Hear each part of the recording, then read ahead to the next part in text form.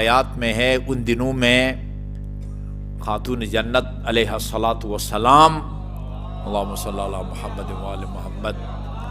اپنی مادر گرامی جناب خدیجۃ الکبریٰ کے شکم پاک میں تھی۔ جناب خدیجۃ الکبریٰ نے جب دیکھا